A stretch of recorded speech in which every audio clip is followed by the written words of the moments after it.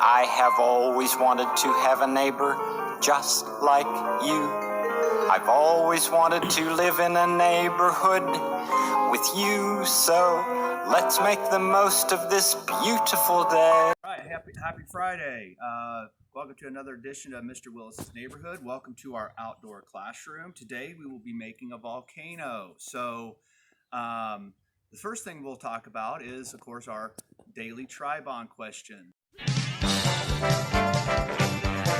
The question I have for you guys today is, what does pumpkin, bird, and sunflower have in common?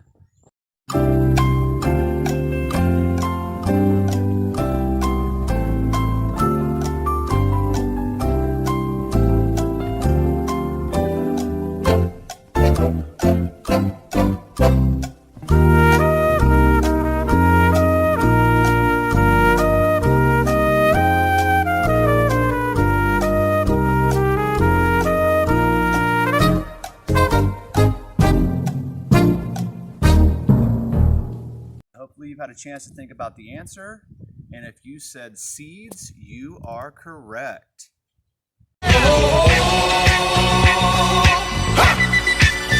Today we're going to be talking about volcanoes. This is, of course, what the inside of a volcano looks like. Of course, we have our magma chamber. The magma chamber, of course, when it gets filled up, that is when there's a lot of pressure built and it needs to release through the conduit.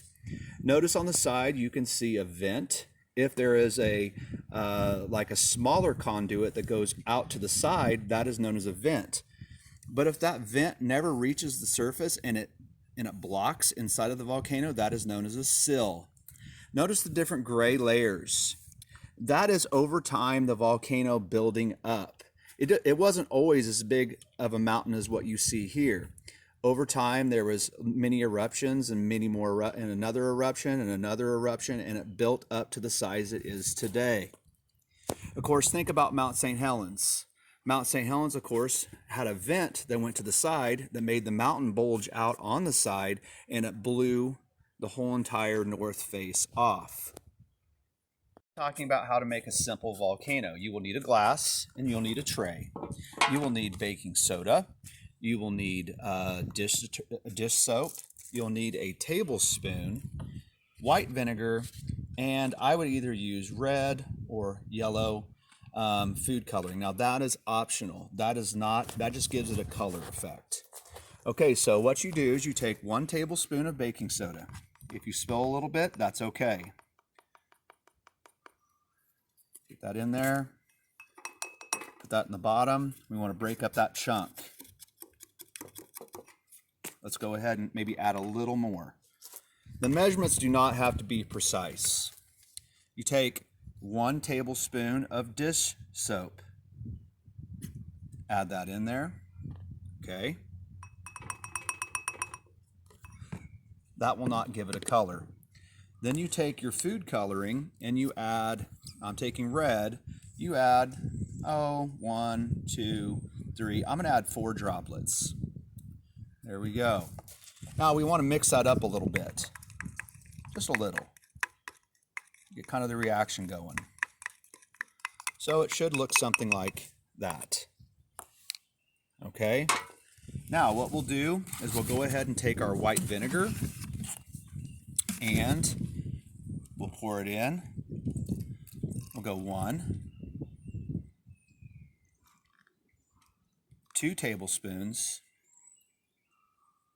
3 tablespoons, 4 tablespoons, and I'm going to put in 5 just to make a bigger explosion. There we go. And then let your volcano erupt. And then you can see it cascading down the side. That's pretty darn cool.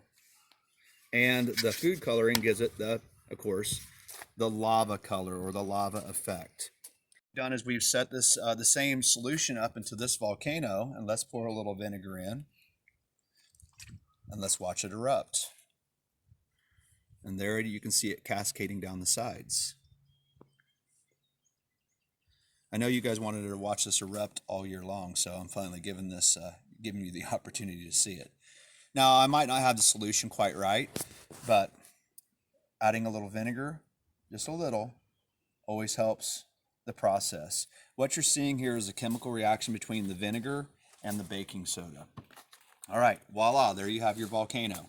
I'd like to give you an assignment. Now, this is totally optional. You can build your own volcano and then do this at home. I gave you a couple websites on the Google Classroom that you can actually go in and find out how to make a volcano. Also, you can use your resources and go online and find a different one. Now, the one thing I would like you to do is I would like you to go out and research one volcano. It could be Mount St. Helens. It could be Mount Fuji. It could be Pompeii. It doesn't matter. Any one you want to choose. And then flip grid like 1 minute of things that you learned about your volcano. If you happen to have a volcano that you built, put that in your flip grid. Okay, have a little fun with this.